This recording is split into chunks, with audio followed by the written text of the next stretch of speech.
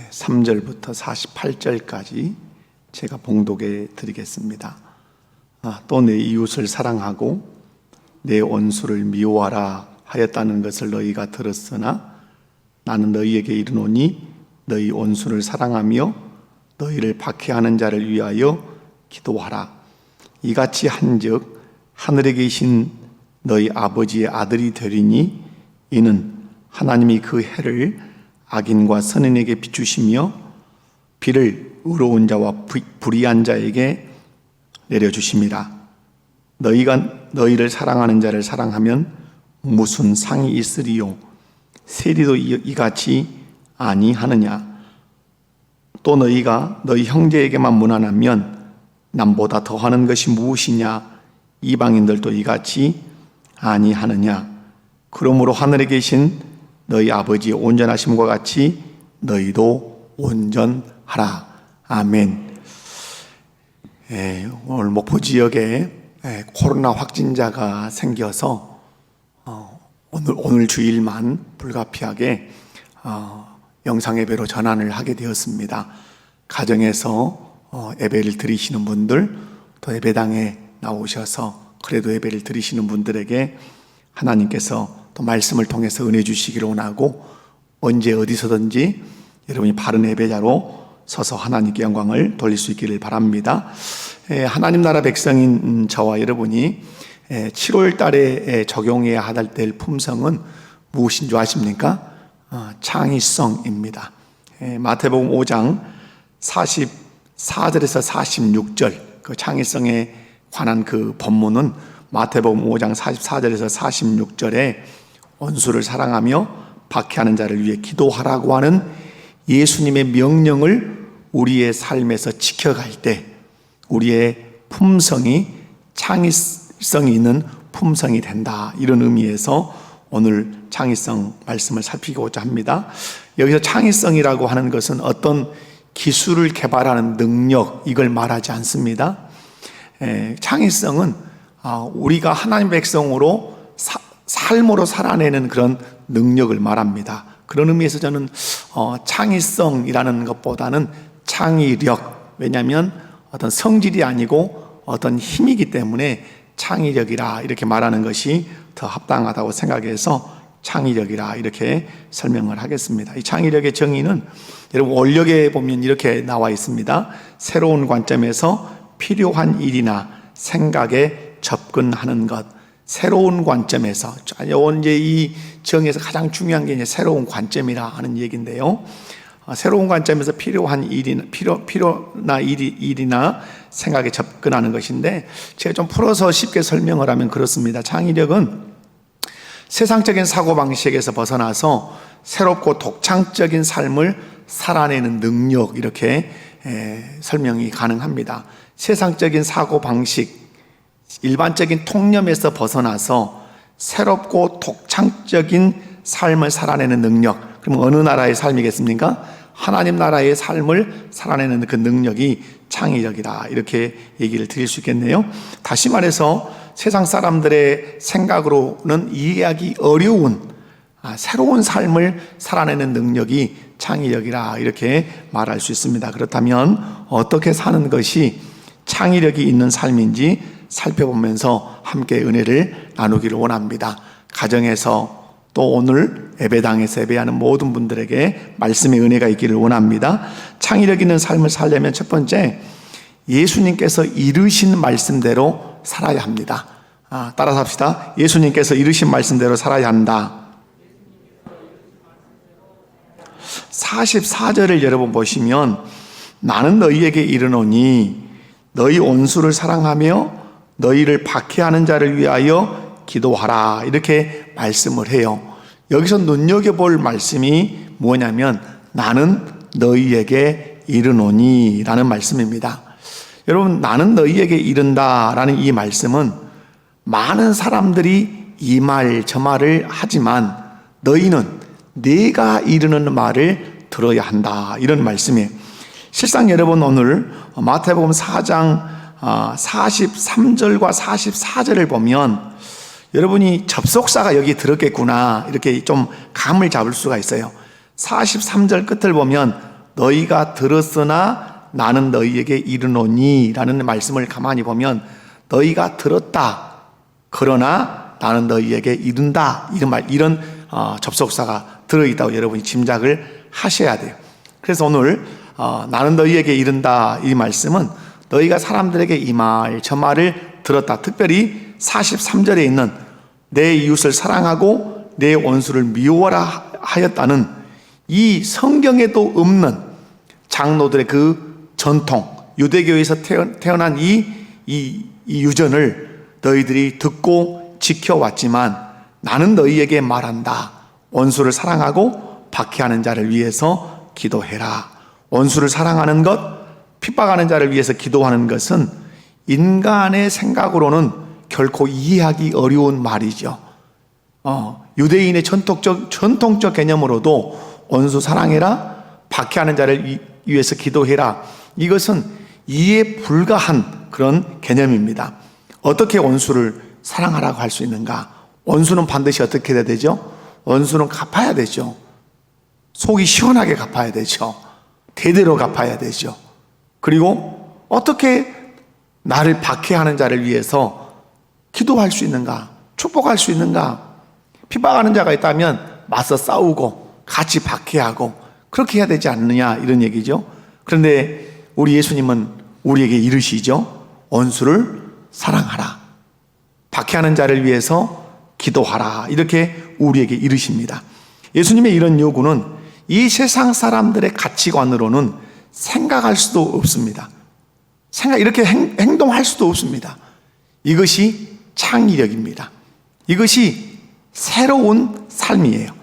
여기서 원수를 사랑하며 핍박하는 자를 위해서 박해하는 자를 위해서 기도하라 이 말씀은 현재 명령형입니다. 진행형이면서 명령형이에요. 이 무슨 말이냐면 원수를 사랑하고 박해하는 자를 위해서 기도하라. 이것은 내일로 미룰 것이 아니라 지금 곧장 실행에 옮겨야 할 우리의 삶의 방식이라고 하는 것을 예수님이 우리에게 말씀하고 있어요. 원수를 사랑하고 박해하는 자를 위해서 기도하는 것은 그때그때 바로바로 실천해야 할 우리의 덕목이라 이런 얘기입니다. 우리는 세상에 속해 살고 있습니다. 우리의 삶이 세상 사람들이 볼 때 새롭고 독창적이고 그리고 창의적인 삶일 수 있는 유일한 길은 다른 데 있지 않습니다. 예수님이 우리에게 이르신 대로 사는 것입니다. 예수님께서 우리에게 일러주신 대로 그 말씀대로 순종할 때 우리의 삶은 창의적이고 독창적이고 새로운 삶, 세상 사람들이 볼 때 어떻게 저렇게 살 수 있지? 라고 하는 그런 창의력이 있는 삶이 된다 이 말이에요. 사랑하는 성도 여러분, 하나님께서는 저와 여러분이 이 세상에서 새롭고 또 독창적이고 창의적인 삶을 살기를 원하십니다. 그러나 창의적인 삶은 우리 인간의 지혜에서는 나올 수가 없습니다. 창의적인 삶은 오직 예수님께서 우리에게 이르신 말씀대로 살 때만이 창의적이고 독창적이고 새로운 삶을 살 수 있다 하는 사실을 기억하시고 오늘 여러분이 창의력 이걸 생각할 때 내가 창의력 있는 삶을 사는 길은 누가 이르신 말씀대로 사는 것이다. 예수님께서 우리에게 이르신 대로 예수님께서 우리에게 일러주신 그 말씀을 따라 사는 것이다. 이렇게 기억하시기 바랍니다. 창의력 있는 삶을 살려면 두 번째, 예수님을 자신의 주인으로 모셔드려야 합니다. 여러분 방금 이런 말씀을 제가 드렸죠. 창의력 있는 삶을 살려면 예수님께서 우리에게 이르신 말씀대로 살아야 한다. 근데 예수님께서 우리에게 이르신 말씀대로 살기 위해서는 중요한 전제가 있습니다. 그 전제가 뭐냐면 예수님을 나의 주인으로 내 마음 중심에 온전히 모셔드려야 합니다. 분명한 사실은 예수님을 마음 중심에 모셔야 예수님이 이르신 말씀에 경청할 수 있고 또 예수님의 말씀에 순종할 수 있어요. 여러분 누군가가 내 말을 기쁨으로 듣는다. 귀를 쫑긋 세우고 듣고 또 내 말에 기쁨으로 반응한다. 이건 무엇을 얘기하냐면 그 사람이 나를 마음 가운데 받아들였다는 얘기예요. 여러분이 자녀들을 앉혀놓고 엄마가 아빠가 어떤 얘기를 합니다. 그런데 엄마가 아빠가 어떤 얘기를 하는데 막 딴청을 부리고 딴짓을 하고 집중을 안 하면 여러분 금방 아셔야 합니다. 지금 이 시간 내 아들이, 내 딸이 나를 마음으로 지금 받아들이지 않고 있구나. 마음으로 부모님을 받아들이지 않기 때문에 부모님이 지금 말씀하고 있음에도 불구하고 그 말씀을 경청하지 않고 그 말씀에 순종하려고 하는 태도를 전혀 취하지 않고 있는 겁니다. 여러분, 부모님을 마음에 받아들인 자녀는 부모님이 하신 말씀을 귀 기울여 들으려고 경청을 해요. 그리고 부모님 말씀에 즉시 순종합니다. 그러나 아무리 한 집에서 살고 부모님이 해주시는 맛있는 음식을 먹으며 집에 살아도 부모님을 마음 가운데 받아들이지 않는 자녀는 부모님이 하신 말씀을 귀담아 듣지 않습니다. 경청하지 않아요. 그리고 부모님이 하신 말씀에 순종하지 않습니다. 그래서 여러분이 여러분의 자녀를 알 수 있는 길이 있어요. 나를 받아들이고 있구나. 나를 거절했구나. 뭘로 알 수 있어요? 내가 어떤 말을 할 때 잘 경청하는가? 경청한 그 얘기를 잘 삶으로 실천해내는가? 그것을 보면 자녀가 나를 마음 가운데 받아들였는지 받아들이지 않았는지 알 수 있어요. 여러분, 왜 예수님 말씀에 그리스도인들이 불순종할까요? 왜 예수를 믿는다고 하는 성도들이 주님의 말씀을 거역한다고 생각하십니까? 이유는 너무너무 간단합니다. 그것은 예수님을 믿는다고 고백하지만 그 순간순간 예수님을 마음의 중심에 모시고 살지 않기 때문에 그렇습니다. 예수님을 주인으로 모시지 않고 자기가 주인 노릇할 때는 절대로 예수님 말씀에 경청하지 않습니다. 그리고 예수님 말씀에 바르게 반응을 하지 않습니다. 순종하지도 않습니다. 여러분, 하지만 예수님 마음 가운데 온전히 마음 중심에 모셔드리면 그 사람은 어떤 말씀을 예수님이 하셔도 그 말씀을 들을 뿐만 아니라 그 말씀에 적극적으로 순종합니다. 오늘 말씀에 예수님 말씀하죠. 원수를 사랑하고 박해하는 자를 위하여 기도하라. 아멘이십니까? 여러분, 다시 한번 여러분이 질문을 할게요. 원수를 사랑하고 박해하는 자를 위하여 기도하라. 아멘이십니까? 여러분, 이 말씀이 여러분 순종 잘 되십니까? 원수가 없어서 모르겠는데요. 박해하는 자가 없어서 모르겠는데요. 여러분, 누군가가 내게 조그만 마음의 상처를 주어도 아니면 내 비장만 건드려도 여러분 어떻습니까? 콧구멍에서 막 스팀이 나옵니다. 뚜껑이 머리 뚜껑이 막 열리려고 합니다. 그때 여러분이 예수님을 주인으로 온전히 마음 가운데 영접했다면 그 모든 열기와 분노를 혹 가라앉히고 그 말씀 앞에 무릎을 꿇고 원수를 사랑하겠다고, 그리고 박해하는 자를 위해서 기도하겠다고 여러분이 그렇게 고백할 것이고 그렇게 살아갈 것입니다. 이유는 뭡니까? 이유는 다른 데 있지 않습니다. 환경이 바뀌었습니까? 그 사람이 바뀌었습니까? 환경과 그 사람은 그대로입니다. 그런데 무엇이 바뀌었습니까? 그 순간에 내 마음 중심 예수 그리스도를 내 주인으로 모시는 것입니다.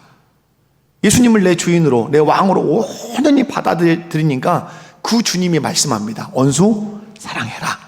박해하는 자를 위해서 축복하고 기도해라. 주님을 받아들였기 때문에 그 말씀 받아들이고 그렇게 살려고 애를 쓰는 것입니다. 사랑하는 성도 여러분, 예수님을 주인으로 모시면 중요한 변화가 일어납니다.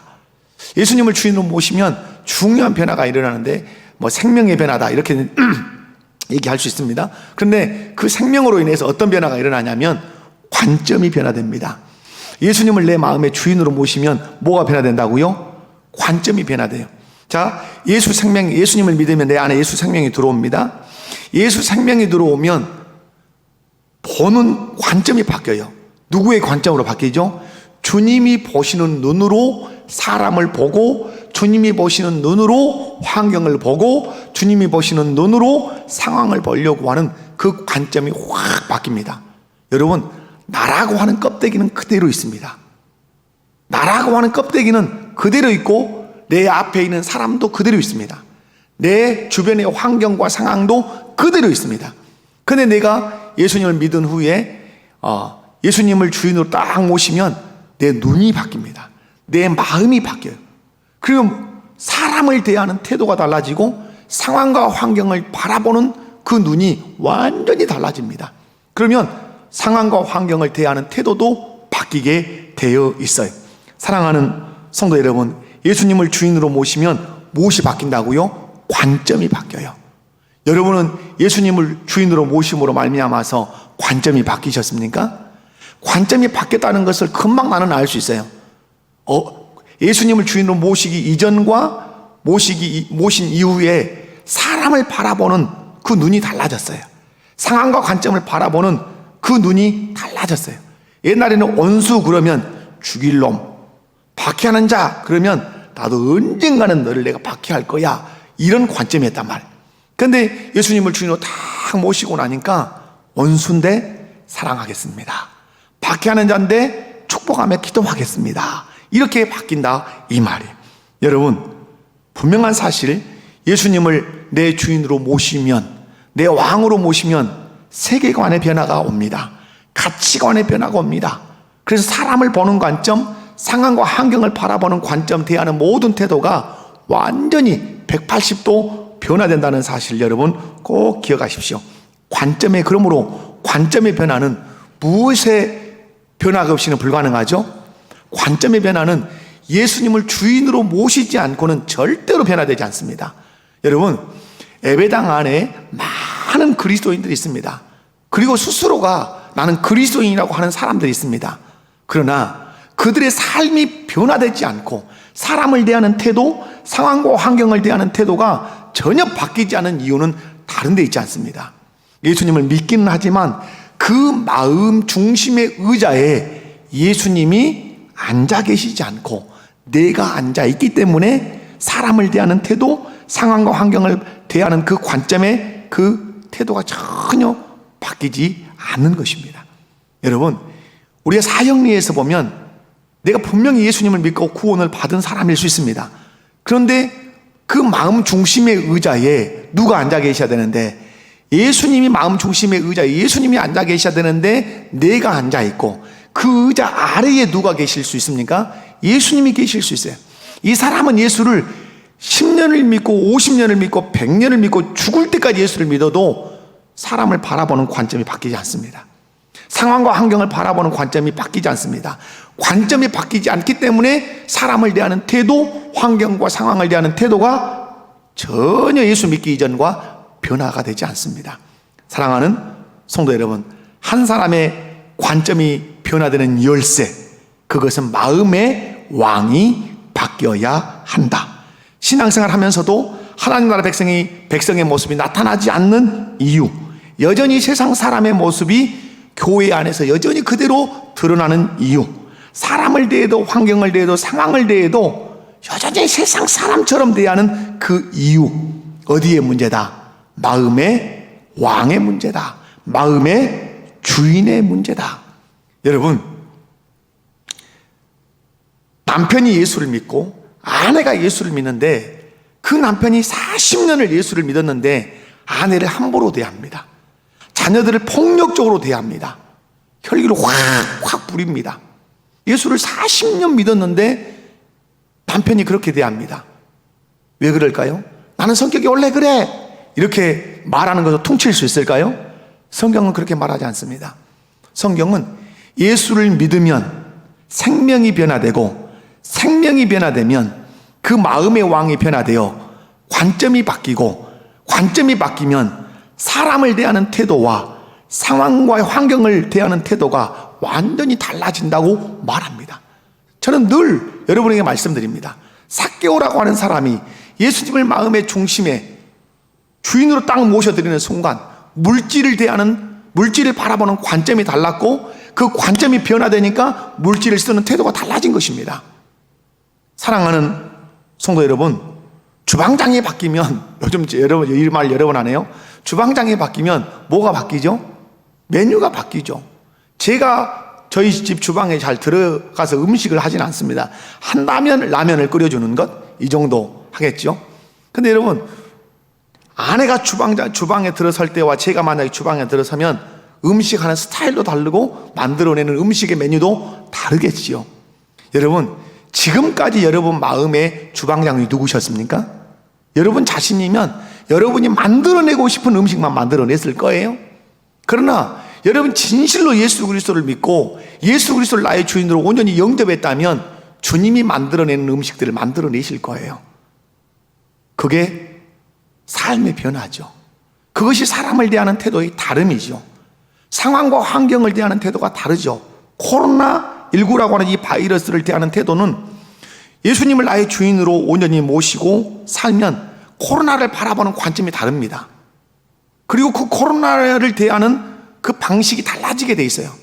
세상 사람들은 음이 죽겠는 거 언제 이 코로나는 떠나갈고, 그리고 교회에서 조금 확진자가 생기면 막 교회 욕하고 헌금이나 거들려고 저러는 것들 이렇게 얘기를 합니다. 그러나 우리 그리스도인들은 코로나를 바라보는 관점이 다릅니다. 코로나 위에 주님이 서 계신다. 역사 위에 주님이 서 계신다. 코로나 주님이 허락하지 않았으면 올 수 없다. 그러므로 주님이 거두실 때가 되면 언제든지 거두실 것이다.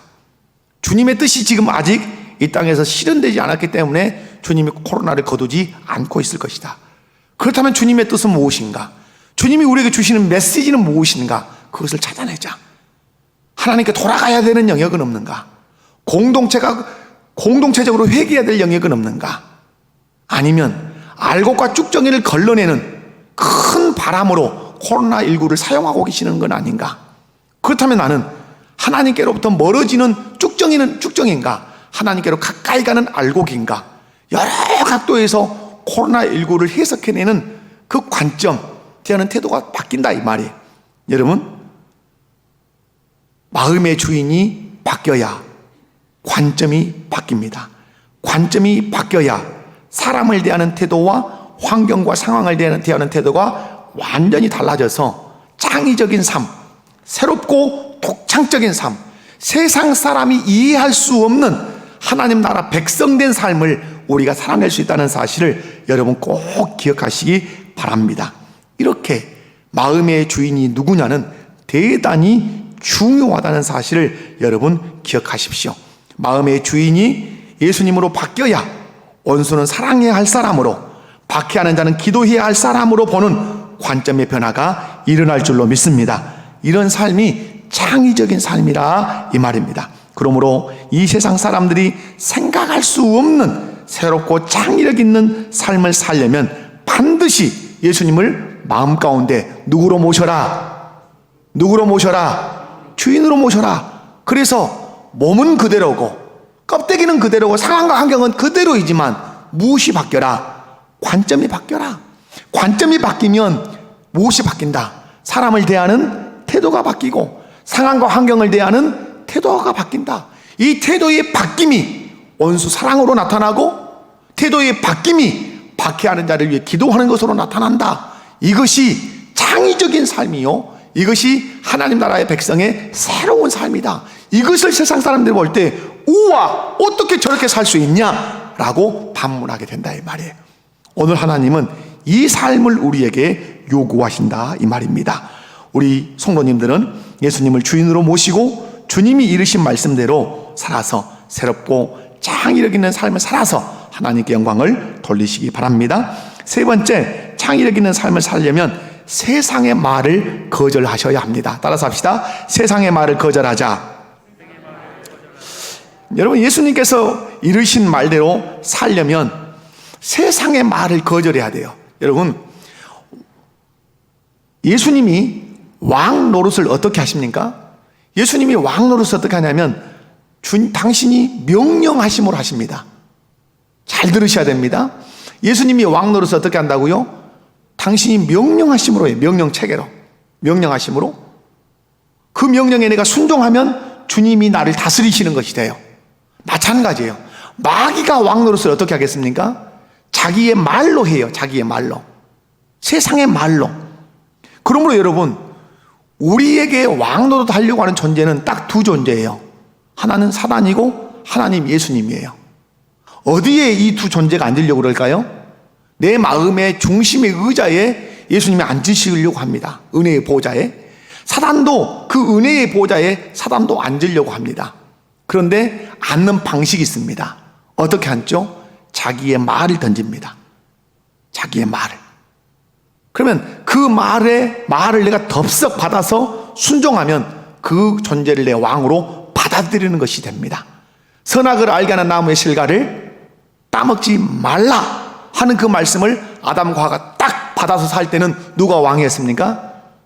하나님이 자기들의 왕이었습니다. 근데 어느 날 갑자기 사단이 뱀을 통해서 나타났습니다. 선악을 알게 하는 나무의 실과를 따먹어라. 그러면 하나님과 같이 된다라고 하는 말을 던졌습니다. 그 말을 아담과 하와가 덥석 받아들이고 그 말에 순종했습니다. 그 순간 누가 그들의 왕이 되었습니까? 사단이 그들의 왕이 되었습니다. 여러분, 사단이 내 마음에 와서 왕이 되는 방식을 어렵게 생각하시면 안 됩니다. 사단이 내 마음에 들어와서 왕이 되는 방식은 그가 던진 말을 내가 덥석 받아서 그 말을 따르면 그가 내 왕이 되는 것입니다. 예수님이 내 왕이 되시는 방식이 어렵지 않습니다. 예수님이 내게 명령하시고 말씀하신 그 말씀을 내가 받아들이고 순종하면 그때 주님이 내 마음에서 왕 노릇 하시는 것입니다. 여러분, 예수님께서 이르신 말대로 여러분 살려면 세상의 말을 거절해야 합니다. 오늘 여러분 세상의 말이 43절이죠. 내 이웃을 사랑하고 내 원수를 미워하라 하였다는 것을 너희가 들었으나, 이 말은 여러분 레위기에 있는 말씀이에요. 레위기에 있는 말씀인데 이 말은 이 말씀과 틀려요. 성경은 원수 사랑하고 박해하는 자를 위해서 기도하라는 말씀 그대로예요.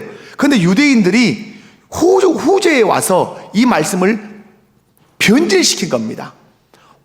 자기 이웃은 누구고? 자기 이웃은 우리 이스라엘 백성들, 우리 유대인들이고, 우리 원수는 우리 밖에 있는 변방에 있는 이방인들과 우리를 괴롭히는 모든 사람들은 우리의 원수다. 그들을 미워해도 된다. 이렇게 정리를 해서 장로의 유전으로, 유대계 유전으로 이렇게 가르쳤던 것이죠. 근데 예수님 말씀하죠. 너희가 이웃은 사랑하고 원수는 미워하라는 말을 들었으나 그 말을 어떻게 해라? 거절해라.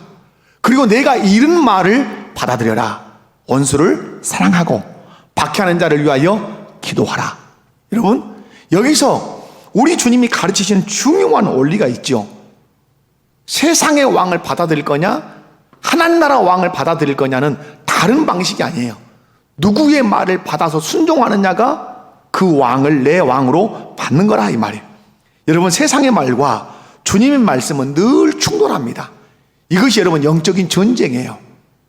우리 마음 안에서 세상 말과 하나님 말씀이 늘 충돌해요. 주일 성수 할 거냐 말 거냐, 주일날 놀러 갈 거냐, 주일날 예배 드릴 거냐, 이게 막 충돌한단 말이에요.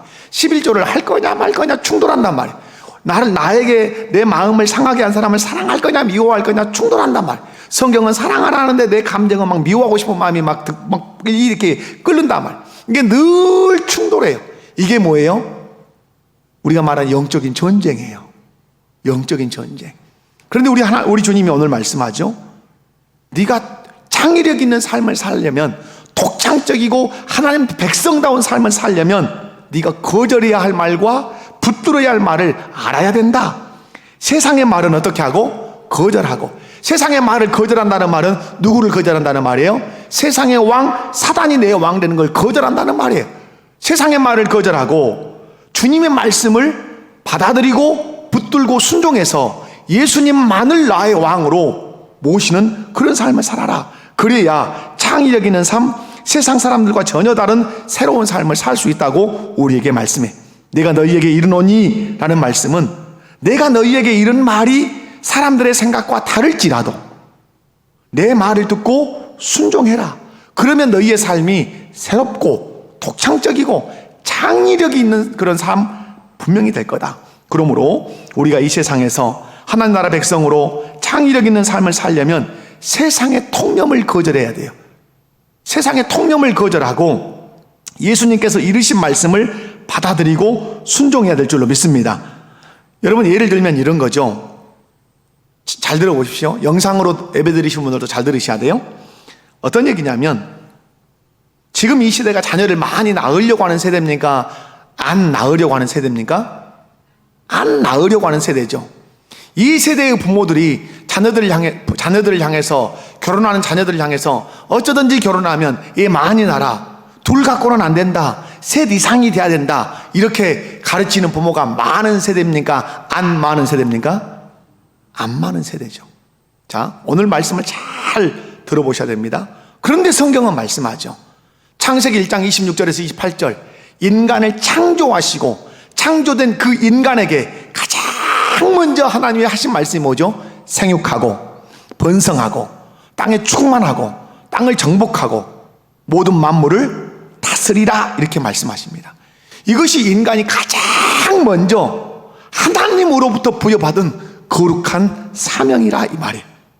그런데 많은 사람들이 이 말씀에 순종하지 않습니다. 특별히 우리 그리스도인들도 완전히 딱 고착화됐습니다. 많이 나면 안 돼.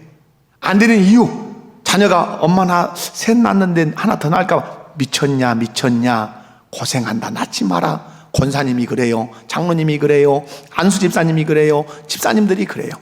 안 된다, 엄청 고생한다. 양육비 얼마나 많이 든 줄 아냐, 하나 키우는데 몇 억씩 든다, 너 뉴스도 안 들었냐, 이렇게 헛된 불을 질러요. 여러분, 자녀가 엄마 나 둘만 낳을 거야, 미쳤냐 셋 넷은 낳아야지, 너 하나님의 사람 아니냐. 하나님이 우리를 창조하시고 가장 먼저 하신 말씀이 생육하고 번성하고 땅에 충만하고 땅을 정복하고 모든 만물을 다스리라는 명령을 주셨지 않냐. 어찌 둘만 나가고 그 사명을 감당할 수 있겠냐. 세상의 말은 어떻게 하고 거절하고 하나님의 말씀을 받아들여라. 세상의 말을 받아들이는 것이 곧 사단을 네 왕으로 받아들여서 사단이 원하는 세상을 만들어가는 것이란다. 하나님이 생육하고 번성하라 했으니까 하나님의 말씀을 받아들여야 하나님이 네 인생의 왕이 되고, 그래서 하나님을 기쁘시게 하는 삶이 아니겠냐. 그러면 하나님이 많이 낳으면, 많이 번성하게 낳으면 하나님이 통창적으로, 하나님이 창의적으로 네 삶을 주관할 거 아니냐. 그 하나님을 경험해야 되지 않겠냐. 이렇게 우리가 설명해야 되지 않겠어요? 사랑하는 성도 여러분, 우리가 이 세상에서 창의적인 그리스도인의 삶을 살려면 누구의 말을 거절하고? 세상의 말을 거절하고, 더 고급적인 얘기로 얘기하면 세상의 통념을 거절하고, 일반적인 통념, 아이를 많이 낳으면 안 돼, 아이를 많이 낳으면 너무너무 고생해, 양육비 너무 많이 들어, 이거 세상의 통념이란 말이에요. 하나님이 가르친 말씀이 아니에요. 그런데 이것이 마치 진리인 것처럼 우리 안에 탁 새겨졌단 말이에요.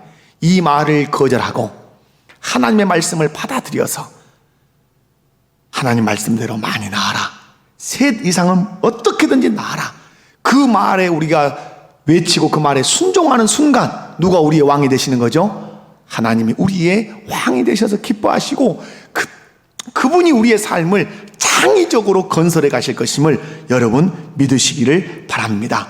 예수님의 말씀이, 또 하나님의 말씀이 우리 생각에 합리적이지 않게 보일 수도 있어요. 원수를 사랑하란 말이 합리적입니까?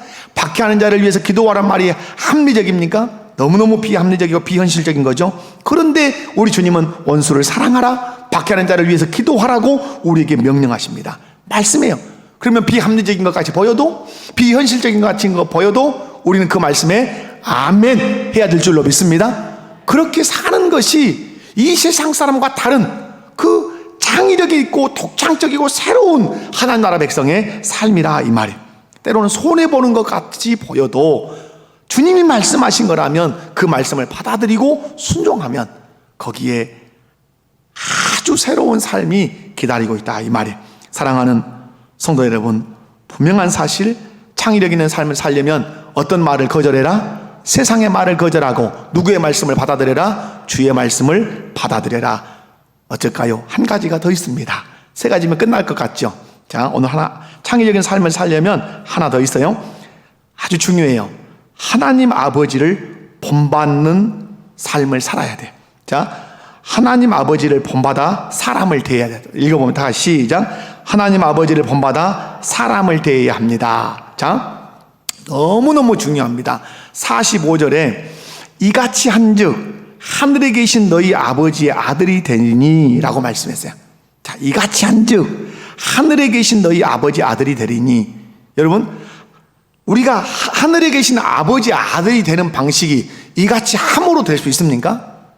제 질문한 거 잘 대답해야 돼요. 가정에 계신 분들, 예배당에 계신 분들, 내가 이같이 한 원수를 사랑하고 박해하는 자를 위해서 기도함으로 내가 하나님의 아들이 될 수 있냐 이 말이에요. 있어요 없어요? 아니, 아들이 되는 길은 어떤 거죠? 예수 그리스도를 믿음으로만 되는 거예요. 믿음으로만 구원을 얻어요. 믿음으로만 하나님의 아들이 될 수 있어요. 근데 오늘 왜 예수님이 친히 말씀하시면서 이같이 한즉 원수를 사랑하고 박해하는 자를 위해서 기도한즉 하늘에 계신 아버지 아들이 된다 이렇게 얘기했을까요? 행위구원을 말하려고 하는 걸까요? 아니죠. 행위구원을 말하는 게 아니고 하늘에 계신 아버지의 아들은 반드시 아버지처럼 행동함으로 자신이 하늘에 계신 아버지의 아들이라고 하는 사실을 삶으로 어떠해낸다? 증명해낸다는 말씀을 하고 싶은 것입니다. 하늘에 계신 아버지는 이 세상 사람들처럼 사람을 대하지 않으십니다. 세상 사람들은 사랑하는 자만 사랑합니다. 미워할 사람은 미워합니다. 박해하는 자는 아주 함께 박해하고 이를 갑니다. 그래서 예수님 오늘 말씀하죠. 세리들과 이방인들도 자기를 사랑하는 자를 사랑한다고 46절과 47절에 말씀하죠. 세리들도 이와 같이 사랑하는 사람 사랑하지 않냐? 그죠? 이방인들도 자기 사랑하는 사람 사랑하지 않느냐? 이같이 한단들 어찌 하나님 앞에 가서 상이 있겠냐? 이렇게 말씀하죠. 이것이 세상 사람들이 사람을 대하는 방식이고 사람을 사랑하는 방식이에요. 이런 사랑은 변화를 가지고 올 수 없는 아주 지지부진한 그런 사랑이에요. 하늘에 계신 하나님을 아버지로 섬기는 사람들은 하늘에 계신 누구를 본받아? 하늘에 계신 누구를 본받아? 아버지를 본받아 사람을 대해야 하고 사람들을 사랑해야 된다고 말씀해. 그렇다면 하나님 아버지는 어떻게 사람을 대하시고 사람을 사랑하시는가? 여러분 오늘 한번 45절을 읽어보셔야 되겠어요. 45절을 다 같이 한번 읽어보면 시작. 하늘에 계신 너희 아버지의 아들이 되리니 이는 하나님이 그 해를 악인과 선인에게 비추시며 비를 내려주심이라. 아멘. 하나님 아버지는 어떻게 사람을 대하신다고 말씀하죠? 악인과 선인을 따로 구별하지 않고 사랑으로 대하신다고 말씀해요. 예수 믿고 구원받은 사람들 내 자식들이고 내 백성이니까 그들에게만 햇볕을 줘야 되겠다 이렇게 안 하시나? 그들에게만 비를 내려야 되겠다 이렇게 안 하시나? 보편적인 사랑, 보편적인 은혜는 다 주시겠다고 말씀해요. 이것이 창의적인 우리 하나님 아버지의 사랑이라 이 말. 이런 사랑은 이 세상에 있어요 없어요? 이런 사랑은 이 세상에 없어요. 오직 누구에게만 있어요? 하나님 아버지에게만 있어요. 여러분 언제 이제 여러분에게 소개해서 그 강의를 들으면 그 강의 속에 이런 내용이 나와요. 제가 한번 소개를 할게요. 언제 얘기를 들었는가도 모르겠어요. 어떤 형제가 농사를 지어요. 농사를 짓는데 지금처럼 모내기를 할 때예요. 그럼 모내기 할 때는 뭘 대야 돼요? 논에 물을 대야 돼요. 물을 밤에 가득 대놓고 아침에 가서 논을 들여다보니까 윗논, 자기 논이 윗논인데 물이 아무것도 없는 거예요. 보니까 어제 물이 없던 아랫논이 물이 꽉 차 있는 거예요. 누가 빼간 거예요?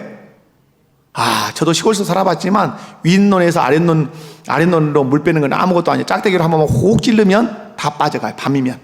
그러죠? 짝대기로 혹 찌르면 다 빠져나가는단 말이에요. 그래서 다시 또 물을 형제가 또 댔어요. 그 또 물을 또 아랫논에서 다 빼가는 거예요. 짜증나니까, 너무 힘드니까 이 문제를 어떻게 해결할까? 우리가 그리스도인에 싸울 수도 없고 목사님을 찾아갔더래요. 목사님 이래 하고 저래 합니다. 목사님이 가만히 듣더니 이렇게 말씀을 해주었어요. 그러면 방법을 바꾸십시다. 먼저 아래 그 불신자의 논에 물을 가득 채워주고 그리고 형제의 논에 물을 채우십시오. 너무 힘들지 않습니까? 아니 그렇게 한번 해보십시오. 그래서 그 형제가 아주 너무너무 힘든 그 여름철에 아랫논에다 물을 다 불신자의 논에다가 물을 가득 채워줬답니다. 그리고 자기 논에 물을 다 채웠어요. 그리고 집에 돌아왔는데 그 아랫노니 사람이 찾아왔더랍니다. 그리고 무릎을 꿇고 잘못했다고, 내가 아주 불량한 짓거리를 했다고 그렇게 하더랍니다. 그러면서 묻더랍니다. 당신은 왜 이렇게 하게 됐냐고, 나에게 욕하고 나와 싸울 수도 있는데 왜 이렇게 했냐고. 한마디 말씀, 나는 그리스도인입니다. 그리스도께서 그렇게 살도록 가르치셨습니다. 그래서 그 사람도 예수를 믿었더래요. 아멘.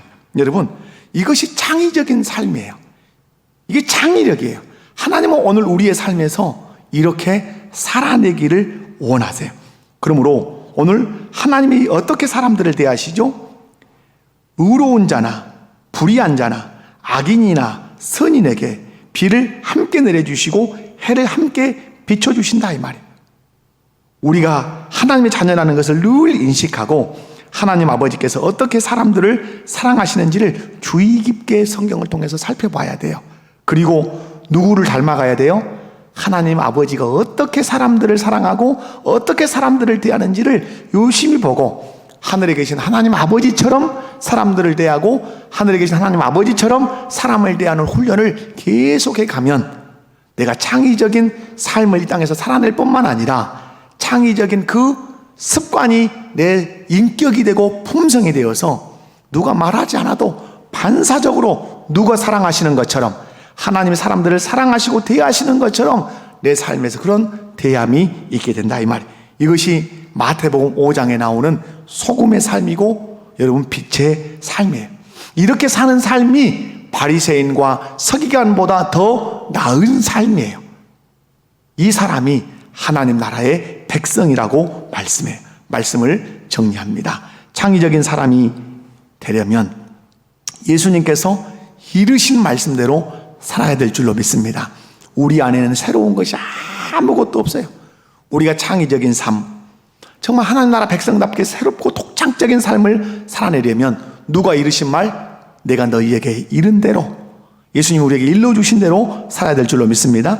뿐만 아니라 예수님께서 이르신 말씀대로 살려면, 예수님께서 이르신 말씀대로 살아서 창의적인 삶을 살아내려면 반드시 누구를 주인으로 모셔야 돼요? 예수님을 나의 주인으로 온전히 모셔야 돼요.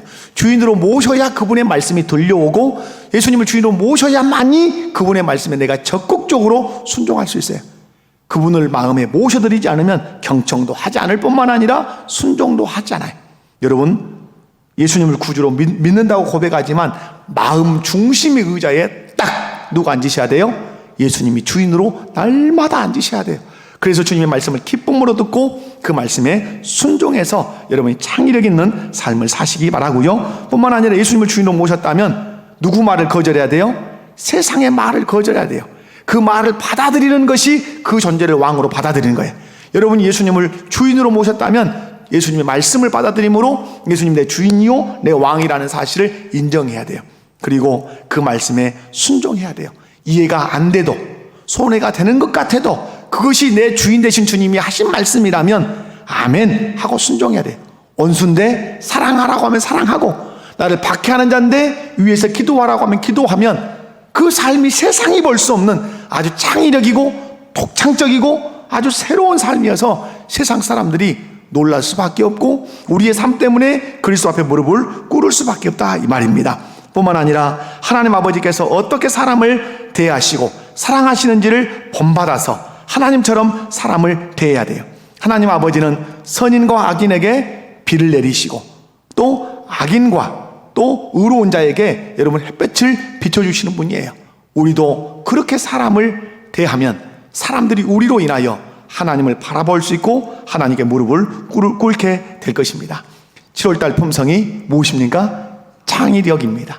창의성인데 창의력, 그것은 뭐예요? 여러분 오늘 설교 대지를 쭉 연결해서 이번 한 달 동안 묵상하시고 여러분의 삶에서 세상 사람의 삶의 방식이 아닌 하나님 나라의 삶의 방식인 품성인 창의력이 풍성하게 드러나는 삶을 사시기를 주님의 이름으로 축원합니다. 자비로우신 아버지 하나님 감사합니다. 창의력 있는 삶을 살아내게 하옵소서. 예수님 말씀을 듣게 하시고 듣기 위해서 예수님을 주인으로 모셔드리게 하여 주시며 뿐만 아니라 예수님을 주인으로 모셨다면 세상의 말 거절하게 하시고 어떻게 하나님이 사람을 대하시고 사람에게 사랑을 베푸시는지를 바라보고 그 주님을 하나님 아버지를 본받는 저희들이 되어서 이 세상에서 볼 수 없는 창의력 있는 삶을 살아 하나님께 영광을 돌리게 하옵소서. 거룩하신 예수님의 이름으로 기도하옵나이다. 아멘.